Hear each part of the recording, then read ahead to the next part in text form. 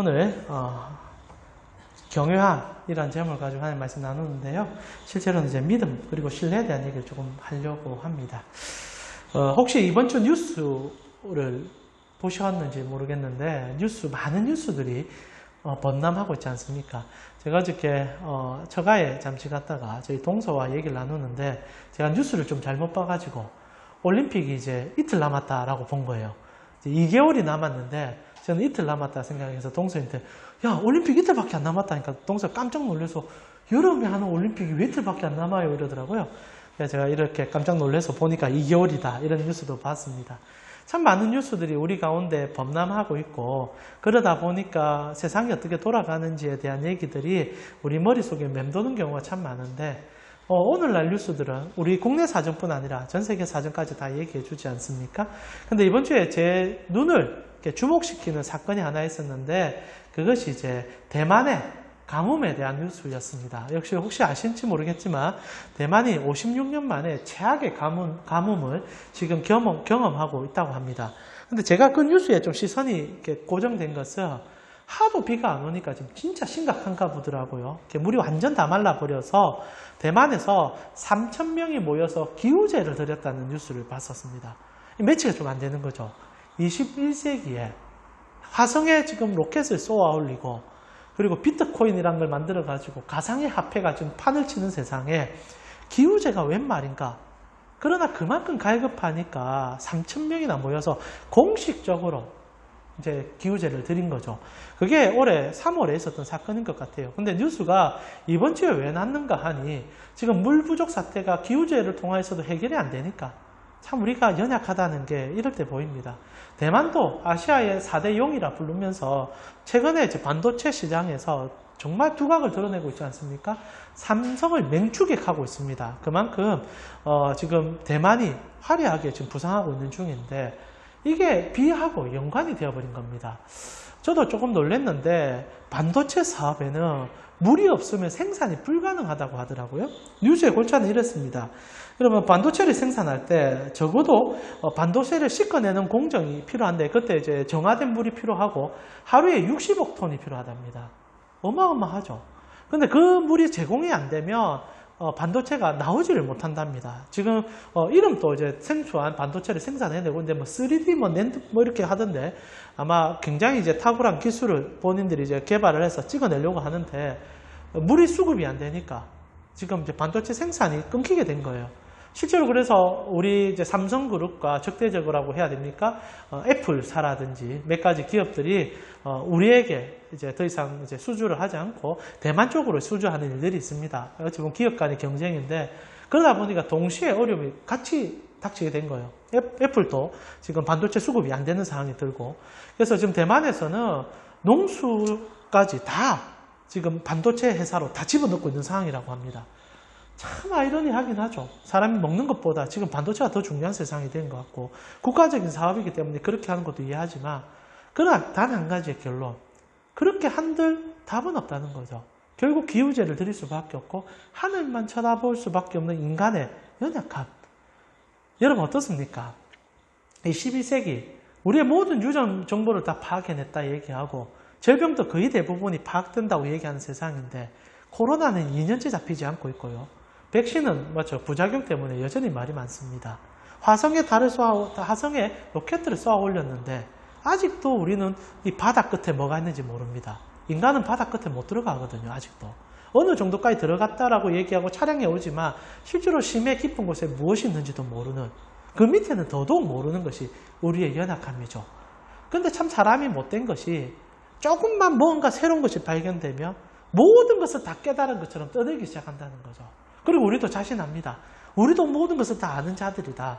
그러나 비 한 방울만 안 와도 1년만 비가 안 와도 기우제를 드리고 하늘을 쳐다보는 게 우리라는 거죠. 근데 또 지구 반대편은 비가 넘쳐서 문제입니다. 예멘에 지금 홍수가 나가지고 2만 명 가까이가 사상을 입었다고 합니다. 죽은 건 아니고요. 피해를 많이 봤죠. 예멘 같은 경우에 지금 내전으로 인해서 지독하기 어려운 나라인데 거기다 물이 폭탄처럼 쏟아 부어지니까 사상자의 피해가 정말로 상상을 못할 정도로 넘쳐나게 되었다는 기사도 이번 주에 나타나게 됐죠.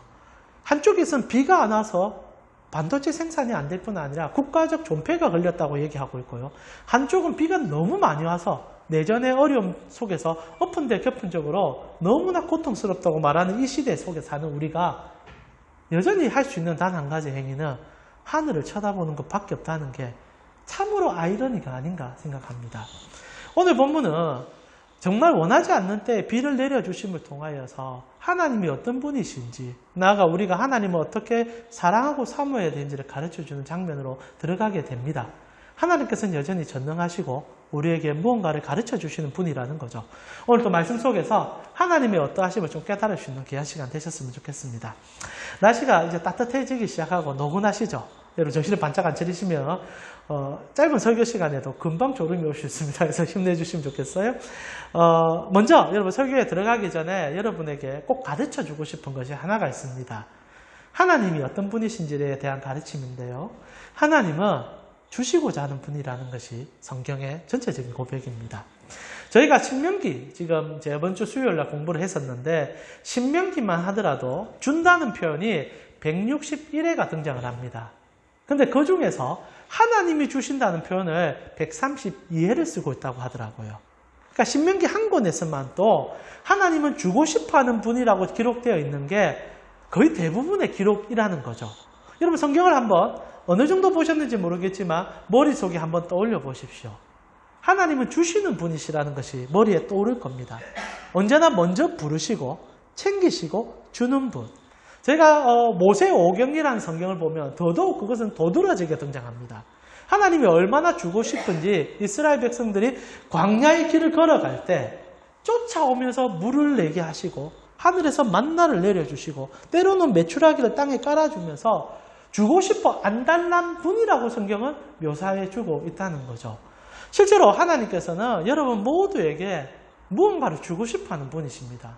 그러나 여러분 아마 이런 얘기를 들으면 마음속에 의문이 들 거예요. 왜 하나님 주신다 하는데 나는 이렇게 힘듭니까? 주는 분이라고 하는데 나는 왜 못 받은 것 같습니까? 이 괴리감, 그것이 오늘 본문 속에 나오는 주제이며 또 하나님께서 우리에게 가르쳐주는 말씀이 아닌가 싶습니다. 자, 기억하세요. 하나님은 성경 전체 내용으로 볼 때 여러분의 감정적인 면을 떠나서 성경에 기록된 바늘만 본다면 주시는 분이 맞으세요. 언제나 주시는 분이시고 우리가 하나님 앞에 바로 서 있으면 부족함 없이 준다라고 기록하고 있는 것이 성경 내용입니다. 그러나 여러분이 부족해서 못 받는 건 아니라고 생각을 하거든요. 그랬을 때 우리 삶에 어떤 문제가 있었는가가 파악될 필요가 있는 거죠. 하나님 분명히 주신다고 성경은 얘기했으니까. 오늘 그 얘기가 본문 속에 기록이 나오기 시작합니다. 오늘 본문 이스라엘 백성들이 가장 평탄할 때 요구했던 한 사항에 대한 얘기라는 거죠. 여러분 이스라엘 백성들이 오늘 본문 속으로 들어가게 되면은 하나님 앞에 못 받아서 왕을 달라고 얘기한 게 아니라는 겁니다. 자, 우리가 여러분 사무엘서를 쫓아오고 있기 때문에 머릿속으로 좀 잡아야 되는데 지금 여러분과 제가 읽은 본문은요. 지금 이스라엘 백성들이 하나님 앞에 왕을 달라 했고 그리고 왕을 받은 다음에 얘기 드립니다. 근데 이게 조금 문제가 되었던 것을 오늘 설명해내는데 이스라엘 백성들이 왜 왕을 달라고 했을까라는 질문을 오늘 우리는 다시 한번 던져봐야 돼요. 실제로 무언가 부족해서 없어서 이스라엘 백성들이 왕을 달라고 했냐 하면 그건 아닌 것 같습니다. 사무엘이라는 선지자가 통치했던 적어도 한 40년에서 60년 가까이의 세월 동안은 이스라엘 백성들 가운데 그 어떤 시대보다 태평성대를 누렸다고 성경은 기록하고 있어요. 전쟁도 사라졌고요. 그리고 사무엘과 함께 모든 전쟁에서 승리했던 자들이 그 시대의 이스라엘입니다. 그런데 유독 독특하게 부족함도 사라졌고 넘치는 은혜들이 있었던 시절인데 왜 하필 그들은 부족함이 없는데 왕을 요구하고 있었던가? 라는 희한한 아이러니에 대한 질문으로부터 왕 선택의 문제가 도출되고 있다는 거지요. 자, 여기에 오늘 여러분이 전제로 갖고 있어야 되는 하나님은 주시는 분이라는 전제 속에 왜 우리는 그 받음으로 느끼지 못하냐라는 되뇌 있는 질문이 드러나기 시작해요. 여러분 혹시나 기독교 전통 가운데 7가지 제약에 대하여 얘기하는 거 들어보신 적이 있습니까? 7대 제약이라는 게 있습니다. 교만, 시기, 분노, 나태, 탐욕, 탐식, 전욕, 정욕. 이 7가지를 기독교인들은 옛날부터 가장 최악의 제약들이라 하여 7대 제약이라 부르는 것들이 있습니다. 근데 가만히 살펴보면 저는 이 7가지 제약이 우리의 제약을 잘 분석해서 묘사해 준 부분이라고 생각합니다. 근데 7가지 제약 다시 한번 읽어드려 볼게요. 한번 귀로 한번 들어보세요. 교만, 시기, 분노, 나태, 탐욕, 탐식, 정욕 7가지 제약이 있는데 이 제약에 단 한 가지의 특징이 있다면 넘쳐남이 있습니다. 이게 어느 정도 정도라는 게 있는데 거기에 뭔가를 더 덧붙이기 시작하면 이게 죄가 될 수 있다는 가르침 같아요. 그래서 교만, 사람이 어느 정도 지식적인 능력이 있는 것은 좋은 겁니다.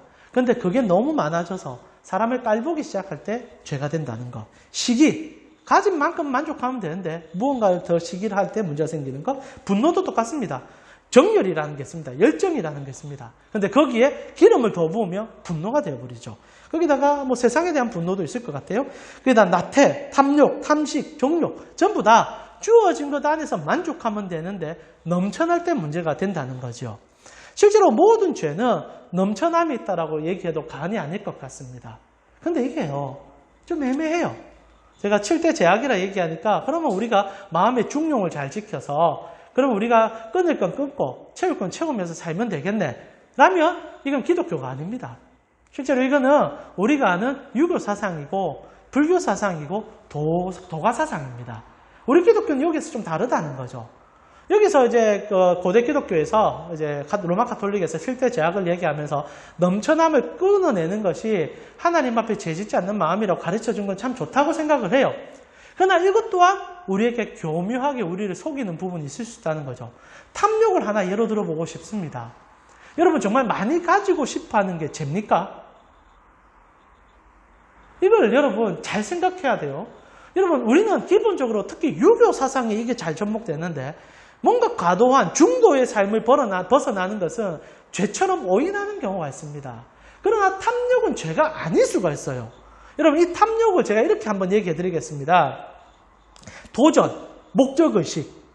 그럼 여러분 이게 탐욕처럼 느껴집니까? 아니죠. 실제로 탐욕이라는 것은 뭔가 과도한 것을 얻고 싶어하는 마음이라고 이해되는데 근데 이걸 한 번 더 뒤집어 본다면 이런 마음 없이 세상을 어떻게 바꿉니까? 여러분 직장 생활할 때 탐욕이라 부르니까 나쁘게 들리지 여러분 비전이라고 표현해 봅시다. 꿈이라고 얘기해 봅시다. 여러분 보이즈 앤 앰비션이라는 표현도 있지 않습니까? 소년이여 야망을 가져라.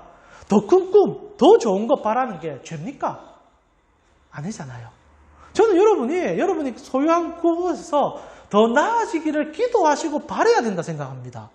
가운교회도 동일해요. 여기서 물론 우리가 과도하게 욕심을 부린다는 게 아니라 하나님 안에서 그 풍성함을 누리고 더 나음으로 나아가는 것은 우리가 기도할 부분입니다. 그러나 이것을 죄라고 얘기한다면 그때부터 이상한 문제가 생기는 거예요. 그러나 성경은 분명히 다른 7가지 제약에 대해서는 물론 이제 여러 가지 얘기들이 있지만 이 탐욕에 대해서는 더더욱 죄라고 얘기할 때가 참 많습니다. 예수님께서도 뭐라고 얘기하십니까? 탐심은 죄다라고 분명히 못 박아 얘기하신 적이 있죠. 자, 오늘 여러분과 제가 알고 싶은 것은 하나님 앞에 무언가 더 요구하고 그리고 하나님 앞에 무언가를 더 바라는 것이 죄가 아니다라는 사실을 인지할 필요가 있어요. 이스라엘 백성들이 지금 왕을 요구했단 말입니다. 왕을 요구하는 건 죄가 아니에요.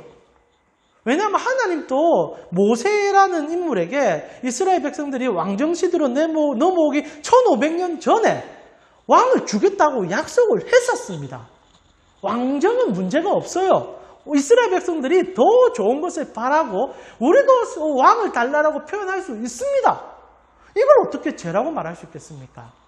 근데 왜 지금 이스라엘 백성들이 왕을 구하는 것이 죄가 되어버리고 그리고 우리 마음속에 있는 탐욕이 탐심이 죄가 될 수 있느냐라고 질문할 때 성경은 다른 관점의 탐욕을 얘기하기 때문입니다. 자, 다시 한번 정리하지만 여러분이 꿈을 꾸고 더 많은 것을 소유하고 싶고 그리고 어떻게 하든 내가 소속된 것이 더 잘 되길 바라는 마음을 기독교적인 마음이 아니다라고 생각하면 큰일 나요. 오히려 그거는 불교적인 마음입니다. 비호라는 건 불교예요. 여러분 기독교는 다시 한번 말하지만 하나님을 주시는 분입니다. 주기를 바라는 게 받는 걸 뭐가 문제가 됩니까? 하나님 주신다고 얘기하면 아멘으로 받아야죠. 내 입을 크게 열라. 내가 너게 채우리라. 그게 왜 문제가 됩니까? 그런데 오늘 본문에 그게 문제가 되고 있는 것을 보여주고 있죠. 탐욕이 왜 문제가 되는가? 과도한 우리의 마음의 꿈 때문에 탐욕이 문제가 되는 게 아닙니다. 성경이 말하는 탐욕의 문제는 탐욕의 대상이 정해질 때입니다. 무슨 말인지 의아하시죠? 이거 동양인들, 특히 한국 사람이 가장 큰 실수하는 부분인데, 한국 사람들은 교묘하게 자기의 탐욕을 이렇게 묘사할 때가 있습니다. 탐욕이라 표현하기가 여러분 어떻게 느껴질지 모르겠는데, 여러분 혹시나 사람들 사이에서 여러분 누군가 모르는 사람이 아니라 내가 아는 사람들 사이에서 대화를 할 때 여러분이 그 사람보다 못하다라는 것이 느껴지면 여러분 마음에 어떤 게 느껴집니까?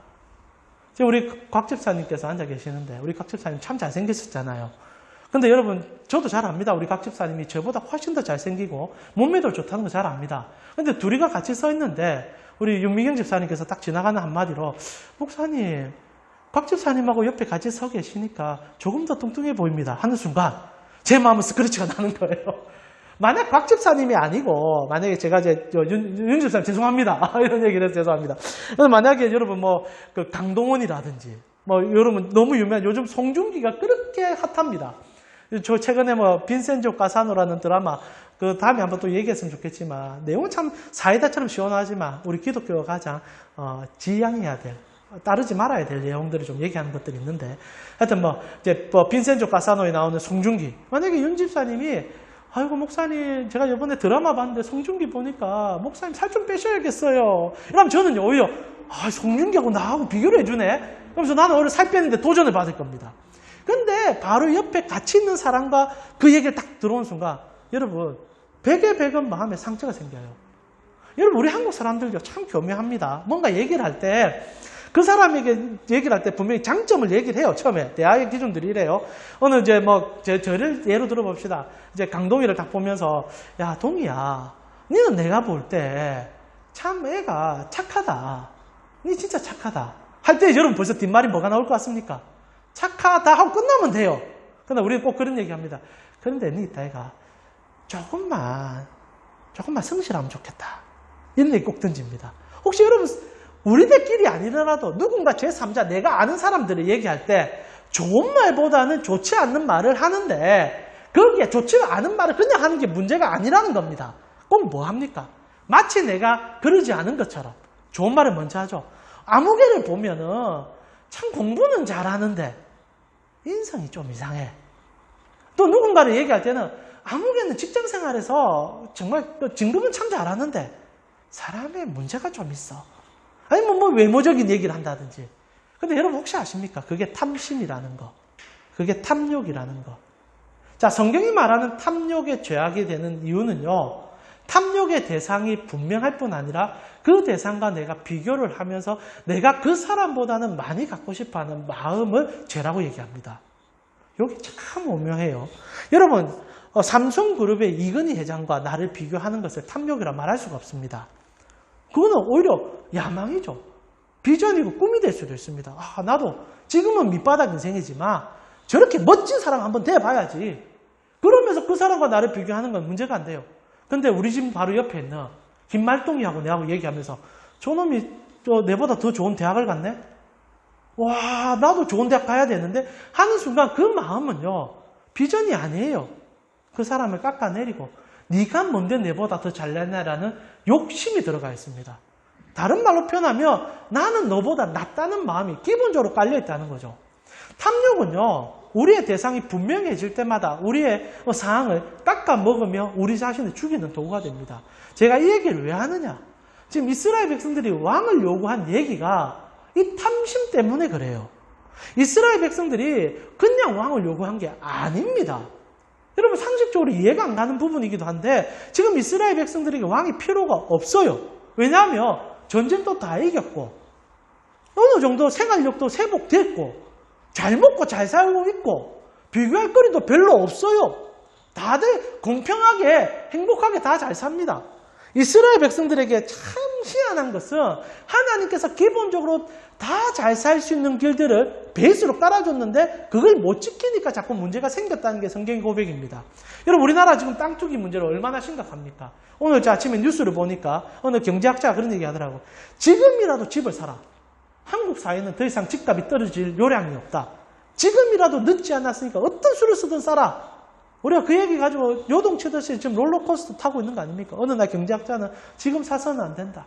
그런데 어느 날은 또 지금 사야 된다. 가본 발로만 하지만 핵심은 딱 하나죠. 어떻게 하든 땅을 사야 된다. 그래야 부자 될 수 있다. 요즘 땅으로 더 이상 못하니까 요즘 비트코인인가? 코인에 지금 몰입하고 있는데 이스라엘은 어떻습니까?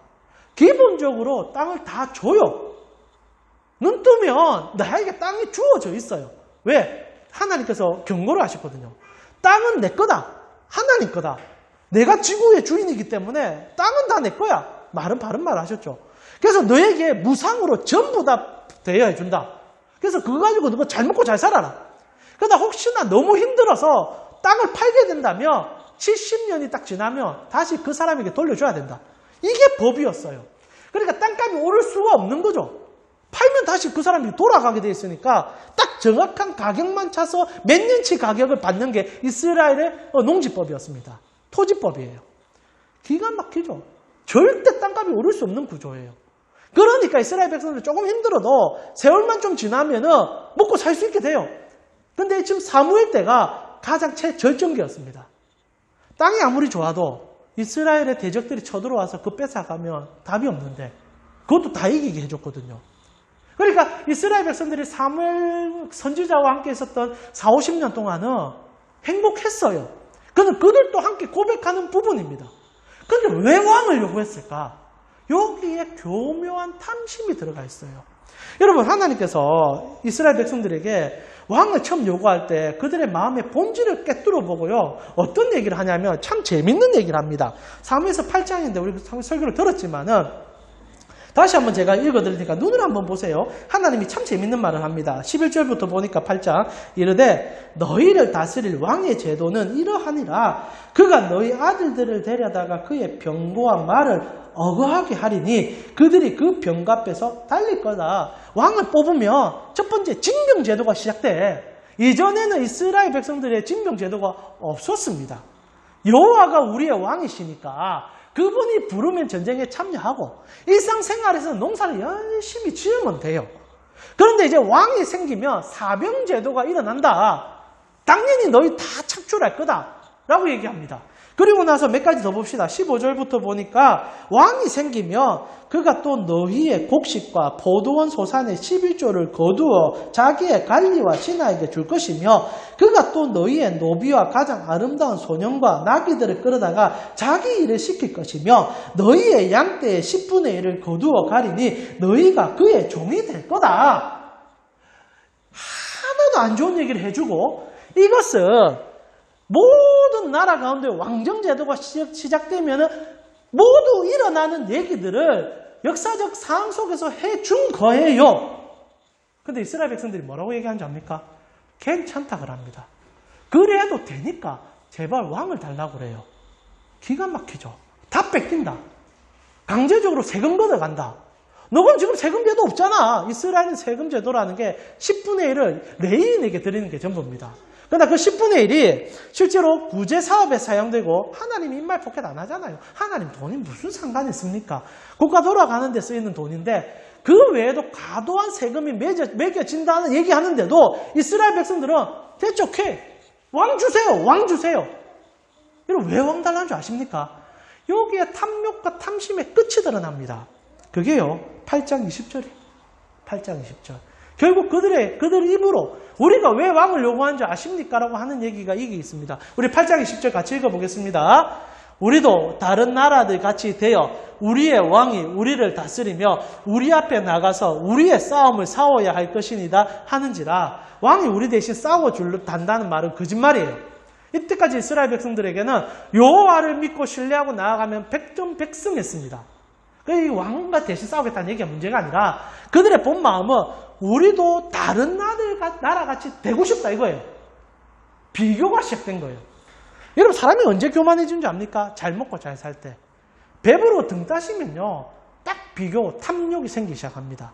여기서 탐욕이란 게 과도한 욕심이 아니에요. 내가 어느 정도 딱 살기 시작하면요. 주위에 있는 사람들을 딱 보면서 내가 너보다 좀 낫지. 내가 너보다 좀 낫지.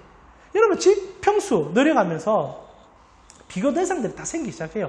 내가 그래도 우리 친척 가운데 김말동이보다는 좀 낫지. 아니면 여러분 사랑하는 친구들 중에 뭐 동기 동창들 중에 내가 그 친구보다는 좀 낫지. 그리고 여러분 모임 딱 가잖아요. 언제 기분 좋습니까? 내가 그 사람보다 한 가지라도 더 갖고 있을 때. 여러분 이제 뭐 어느 날 모임에 갔는데 자녀들 얘기가 막 나온 거예요. 누가 막 얘기하는 거예요. 어느 누가 진짜 우리 이번에 우리 아들이 이제 뭐 하니까 뭐 농협에 취업했다. 다들 배가 아프죠. 하면서도 잘 됐다. 하다가 옆에 있던 사람이 야 우리 아들은 이번에 삼성에 취업해서 하면 다른 사람들 초토화 되는 거예요. 그러다 한 놈이 딱 죄송합니다. 한 분이 이런 얘기 하는 거예요. 이번에 우리 아들 지금 없어졌지만 사법시험 합격했다. 끝나는 거예요. 전부 다 속상해가지고 집에 가가지고 그 다음부터 화살이 어디로 나갑니까? 니는 평생 뭐 했기에 지금 이야기 좀 아들이 얼굴 벌개져가지고 어머 왜 그러는데? 그러면 꼭 나오는 거 있잖아요. 이웃집 그 친구 동생 나오는 겁니다. 여러분 희한하죠. 여러분 사법검시 합격을 하든 삼성그룹에 합격을 하든 그 사람이 나하고 무슨 상관이 있습니까? 그런데 희한하게 다른 나라에 이웃에 눈에 보이는 누가 그걸 하고 있으니까 부러워 보이는 거예요. 정작 하나님께서 자신들의 왕이 되면 까먹어버리고. 여러분 우리 그리스도인들이 언제 처참하게 세상 속에서 패배한 줄 압니까? 하나님보다 세상이 좋아 보일 때 진짜 비참해져요. 하나님 분명히 다시 한번 전제를 얘기합니다. 하나님 주신다 하시거든요. 근데 하나님 주시는 게 만족이 안 돼요. 왜? 지금 내가 눈앞에 보고 있는 불신 말동이가 나보다 더 많은 것 갖고 있는 것 같거든요. 그것도 현실적으로 맞고. 그러면 속에서 불이 올라와요. 그리고 이제 의문이 뭘로 던져집니까? 하나님이 진짜 내한테 주는 분이 맞는가? 지금 이스라엘 꼴이 딱 그래 된 거예요. 적어도 60년 가까이 태평성대를 누리고 있습니다. 부족한 게 없어요. 근데 부족한 게 없는 게 문제가 돼버린 거예요. 이제 눈을 들어서 이전에는 전쟁이 일어나고 하니까 먹고 살기 바쁘니까 아무 생각 없이 막 허덕였는데 평안해지고 좋은 시절이 오니까 눈이 어디로 가는가? 하나님을 향해 가서 하나님을 찬양하면 얼마나 좋습니까? 아니라는 거예요. 눈이 어디로 가느냐? 내 바로 옆에 사는 김말동 밑에 간 거예요. 저놈들은 저 왕정제도를 통해서 일사불란하게 움직이네. 왕이 지도하니까 착착착 되네. 그러나 실제로 내가 가진 게 더 많은데 내가 소유한 기쁨이 더 큰데 그런데 그렇게 합리적으로 돌아가는 구조를 보니까 마치 우리가 부족하고 없는 것처럼 느껴져서 불평불만이 터져 나온 거예요. 여러분 실제로 우리가 하는 불평불만의 90%는 없는 게 많습니다. 진짜 있는 걸로 불평불만하면 괜찮은데 그런 것도 있어요. 삶의 고단과 힘듦이 왜 없겠습니까? 그러나 만들어진 불평불만이 더 많은 게 현실 아니던가요? 지금 이스라엘 백성들이 희한한 거예요. 배부르고 뜬사신데 그런데 그걸로 만족 못하고 왕 달라 이겁니다. 그래서 하나님 얘기해요. 논리적인 얘기를 하십니다. 왕 세우면 너 그거 다 뺏긴다. 너 그거 다 가져간다. 그러니까 진짜 왕이 필요하냐? 귀가 안 들립니다. 필요 없어요.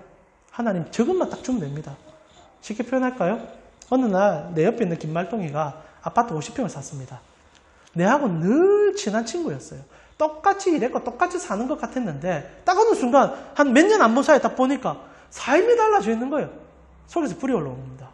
그래서 이제 남편을 그리고 여러분 집안의 사정들을 들들 볶아서 결국 대출을 더 많이 받아서 60평짜리를 옮기게 된 겁니다. 그러면 여러분 진짜 행복할까요? 그 다음부터 그 빚을 갚아 나가야죠. 오히려 저는 지옥 같은 삶이 그때부터 시작된다 생각합니다. 근데 우리가 거기에 눈이 멀어 있으니까 그것만 비교돼서 내가 기분만 좋아지면 그 잠시 아차한 순간의 그 이김을 위해서 우리 삶을 갈아넣고 있다니까요. 오늘 이스라엘 백성들이 너희 재산 다 뺏기고 너희가 필요할 때 징집당하고 고통 속에 떨어질 거야. 괜찮아요. 저놈보다 내가 잘 되면 되니까. 내가 저놈보다는 내가 조금 더 나음을 보여주면 되니까 와 하나님 거두절미하고 그냥 왕 주세요. 하나님이 너무 답답해합니다. 그리고 오늘 본문이 시작되죠. 하나님 이제 더 이상 말이 안 통하는 거예요. 여러분 정말 이게 언제 무서워? 신앙의 가장 무서움이 언제인 줄 아십니까? 이 비교가 딱 시작된 순간입니다. 그래서 하나님 말이 안 들려요. 조금만 없어지면 돼요. 조금만 사라지면 내가 돼요. 그러면 하나님의 응답이 되고 하나님의 정답이 되는 거예요. 이때부터는 어떤 말을 해도 안 들려요. 그 전에 우리가 자복해야 돼요. 그때까지 가면요 행복도 없고요 오로지 집욕과 그 집착과 그리고 분노밖에 안 남아요. 그리고 그거 밟았다 칩시다. 뭐 제가 처음 시작할 때 빈센조 얘기를 좀 했는데 드라마 보신 분들 계실지 모르지만 빈센조라는 드라마는요. 마지막에 진짜 처절하게 살인을 당합니다. 원수들은 통쾌하더라고요. 저도 진짜 통쾌해요. 왜냐하면 세상 사법체계가 정지할 수 없는 사람들을 그 빈센조라는 마피아가 대신 죽여주니까. 실제로 좀 그렇게 일어나면 좋겠거든요. 근데 그 다음에 어쩌란 말입니까? 만약 그게 정답이었다면 우리 주님이 이 땅에 칼 들고 찾아왔을 겁니다. 대적의 목을 다 자르고 강건한 힘으로 짓밟아서 우리를 순복시키면 정답은 나옵니다. 그러나 우리의 길은 어떻습니까? 하나님이 우리 대신 죽어줬잖아요. 왜? 그래서 답이 안 나오니까. 가장 처참하게 돌 맞으면서 사람들의 눈치를 받으면서 하나님이 인간 손에 죽어줌을 통하여 역전의 이김을 보여줬거든요. 근데 그게 사이다가 아니에요. 그거는 고구마 요즘 표현으로 하면 답답한 거죠. 이스라엘 백성들이 지금 고구마 먹은 것 같은 거예요. 하나님이 저 모압보다 우리를 더, 아니면 저 암몬보다 우리를 더, 저 중국보다 우리를 더, 일본보다 우리를 더, 그래서 우리 제품이 더 많이 팔리고 그러면 사이다 먹는 것 같겠죠. 그러나 오늘날 우리가 살아가는 세상에 그런 것으로 가치가 매겨집니까? 결국 하나님이 어떻게 합니까? 비를 내리세요. 이게 참 재밌는데 한번 보겠습니다. 여러분 하나님께서 이스라엘 백성들에게 비를 내리는데 18절에 이에 사무엘이 여호와께 아뢰매 여호와께서 그날에 우리와 비를 보내시리니 모든 백성이 여호와 사무엘을 크게 두려워하는 일을 생기게 하겠다 얘기하고 여러분과 이것도 16절부터 이제 비에 대한 얘기가 나옵니다. 자, 여러분 좀 본문 한번 보셨지만은 어떻게 됩니까? 자, 16절부터 제가 한번 읽어드리겠습니다. 눈으로 한번 보겠습니다. 너희는 이제 가만히 서서 여호와께서 너희 목전에 행하시는 이 큰 일을 보라. 오늘은 밀 베는 때가 아니냐. 내가 여호와께서 아리니 여호와께서 우리와 비를 보내사 너희 왕을 구한 일 곧 여호와의 목전에 범한 죄악을 흠이 너희에게 밝게 알게 해주겠다 얘기합니다. 자, 재밌는 얘기인데 갑자기 하나님께서 이스라엘의 탐욕의 끝을 보면서 비교의 탐욕의 끝을 보면서 주는 게 뭐냐? 밀베는 때에 우레를 내린 동반한 비를 줬다는 겁니다. 이스라엘 백성들은 농경사회를 사는 사람들로서 그들에게 있어서 가장 생명과 연관되는 것은 비였습니다. 비는요, 그들에게 주어지면 고마운 거예요. 이스라엘 백성들이 가나안 땅에 갔을 때 바알과 아세라는 신을 섬긴 이유는 딱 하나예요. 비를 주는 신이기 때문에. 농사는 비 없으면 안 되잖아요. 오늘날 마치 대만에 이제 반도체 시장도 비가 없으면 안 되죠. 반도체를 찍어내려고 하는데 비가 끊긴 거예요. 그럼 문제가 되는 거 아닙니까? 근데 이게 이제 뭐가 문제냐면 밀 베는 때 비가 오면 안 돼요. 평소에 오면 괜찮습니다. 이스라엘 백성들은 비가 오는 시기가 딱 정해져 있어요. 이제 10월부터 4월까지 비가 옵니다. 딱 두 차례에 걸쳐서 이른 비, 늦은 비라 해가지고 그때를 우기라 부르죠. 우리나라의 장마하고 좀 틀립니다. 요 10월부터 다음 4월 때까지, 보통한테 3월 때까지 오는데 요때 비가 모든 것이 다 내리고 그 다음 모든 해는요 비가 아예 안 와요. 쨍쨍쨍 해가 뜹니다. 그래서 요때 비가 이스라엘의 농사의 모든 것을 좌우해요. 근데 밀 베는 때는 딱 그 해가 지난 그 다음에 한 5월쯤 됩니다. 4, 5월쯤 밀을 베거든요. 그러니까 비가 다 오고 난 다음에 이제 밀이 정말 풍성하게 막 맺혀갈 때인 거예요. 그런데 그들이 원하지 않는 그 해에, 그 시점에 하늘에서 우레가 오면서 비가 온 거예요. 어떻게 된 겁니까? 밀나락이 다 떨어지게 된 거죠. 하늘 농사 망하게 된 거예요. 지금 하나님이 하고 싶은 얘기가 뭡니까? 하나님이 주실 때 주는 것을 받는 것이 가장 행복한 거라는 것을 암묵적으로 가르쳐 주는 거예요. 여러분 생각해 보세요. 비라는 것이 이스라엘 백성들에게서는 가장 적줄기와 같고 돈줄과도 같습니다. 이거 없으면 말라 죽는다 생각해요. 근데 그것도요. 필요할 때 올 때가 가장 좋은 거라는 겁니다. 여러분 사람의 아이러니는 과유불급, 중용이라는 것이 얼마나 중요한지 깨닫지만 실제로는 여러분 모두 다 탐욕에 물들었죠. 더 많이, 더 좋은 것, 더 큰 것. 그러나 하나님께서 오늘 그들에게 가르쳐주는 것. 너희 마음대로 해봐라. 진짜 비가 어느 데든지 쏟아붓는다며 진짜 너희가 행복할 것 같니? 지금은 비가 오면 안 돼요. 오히려 안 오고 쨍쨍한 날이 되었으면 좋겠는데 비가 쏟아부은 거예요. 밀이상은 다 떠내려갖고 그들은 하늘 농사 다 맞춰서 1년에 한 3개월 정도는 굶게 생긴 겁니다. 그리고 하나님 떡하니 말하는 거예요. 너희의 죄악을 보라. 너희의 죄악을 보라. 사람이 가장 어리석은 것은요, 하나님의 때가 아닌 내 때에 대한 욕심으로 하나님의 때를 무시할 때라는 겁니다. 제가 처음 시작하면서 대만의 얘기도 해드렸지만, 실제로 여러분, 필요할 때 적당히 주는 것이 가장 큰 복이거든요. 다 아시잖아요. 근데 우리는요, 그 때를 몰라요. 그래서 언제나 요구하는 게 내 옆에 있는 사람이나 내 상경 속에서 탐욕을 부리는 거예요. 내가 저놈보다는 좀 더 잘났다면 내 기분은 시원할 거야. 기분은 시원하겠죠. 그러나 하나님께서 당신의 때에 당신의 것을 줄 때 그 사람과 상관없는 우리 안에 기쁨이 주어질 수 있는데, 우리는 그것 때문에 그 모든 것을 놓쳐버리는 실수를 저지를 수 있다는 게 오늘 성경의 얘기인 겁니다. 그리스도인들이 여기서 자유해야 돼요. 여러분, 그리스도인들은요, 비교하면 안 돼요. 여러분, 자꾸 사람들과 비교하니까 여러분 심령이 삐쩍삐쩍 말라가지고 쩍쩍 갈라지는데도 그게 왜 그런지 몰라요. 여러분, 만약에 비교하는 마음이 왜 안 일어나? 사람은요, 근본적으로 비교란 게 일어납니다. 그때 우리가 해야 될 게 뭡니까? 무릎 꿇고 주님 보는 거예요. 주님, 김말통이가 잘 되는 거 보니까 속에서 천불납니다라고 기도하세요. 그런 기도를 못해요. 왜? 그게 잘못된 걸 아니까. 그러나 잘못된 거 그걸 가지고 무릎 꿇고 기도할 때 성도들은 그때부터 해가 쨍쨍한 하나님의 역사를 본다니까요. 결국 오늘 이스라엘 백성들이 하나님 농사 다 망치고 피눈물 흘릴 때 그때야 깨닫습니다. 하나님, 우리가 진짜 잘못했군요. 우리가 진짜 잘못했군요. 근데 하나님이 주신다 할 때 그거 받았으면 되는데 왜 우리가 그렇게 했는지 모르겠습니다. 라는 얘기가 이제 터져 나오죠. 그러나 아이러니는 그때 늦었다는 겁니다. 비 온 뒤에 울면 뭐합니까? 여러분, 하나님을 믿는 우리에게 있어서 믿음이란 게 있습니다. 믿음이 뭡니까? 신뢰거든요. 여러분, 지금 하나님이 여러분의 주인됨을 믿었기에 이 자리에 앉아있다 생각해요. 그럼 하나님은 주시는 분이시라는 것을 전제하셨을 때 하나님의 때에 주신다는 것을 믿어달라는 겁니다. 하나님이 왕을 안 준다고 얘기한 게 아니에요. 하나님은 다윗 왕을 줄 거라고 수천 년 전부터 예약을 하셨어요. 그런데 이스라엘 백성들이 뭘 생각하느냐? 하나님 때에 받는 왕이 아니라 우리 때에 받는 왕을 달라 이겁니다. 왜? 지금 눈앞에 있는 존엄 때문에 우리 비교당하고 있으니까. 모압과 암몬보다 내가 정말 나은 나라인 걸 보여주고 싶으니까. 하나님, 그게 중요한 게 아니거든요. 하나님의 시선은 모압, 암몬이 아니라 이스라엘을 보고 있는데 이스라엘 백성들만 옆에 있는 친구들 쳐다보다가 눈이 혹하다 뒤집어진 거예요. 결국 하나님이 줄 수 있는 가장 좋은 것마저도 거절하는 거예요. 그리고 어떤 길을 걸어갑니까? 내 전원만 죽여버리겠다. 내 전원만 없애버리겠다. 결국 같이 죽는 걸 모르고 이스라엘 백성들이 사울이라는 왕과 함께 비참한 생활들을 이제 경험합니다. 다윗이라는 왕이 오기 전까지. 자기 욕심을 자기가 먹게 되는 거죠. 말씀 마무리하면서요, 그리스의 유명한 시인이면서 소설가인 가잔차키스라는 분의 소설에 나오는 얘기를 하나 해드리면서 말씀 마무리하고 싶습니다. 아마 본인의 일한 것 같은데, 이분이 그리스인 조르바라는 책이 있는데 그 책에 보면 참 재밌는 글을 하나 써놓았습니다.